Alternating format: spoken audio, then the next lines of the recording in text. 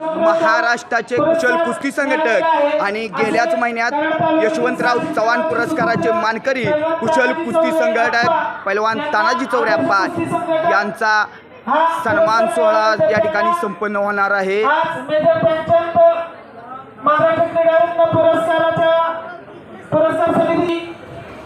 हिंदकेसरी दीनानाथ सिंह अण्णा यांच्या हस्ते त्या ठिकाणी सन्मान होतोय।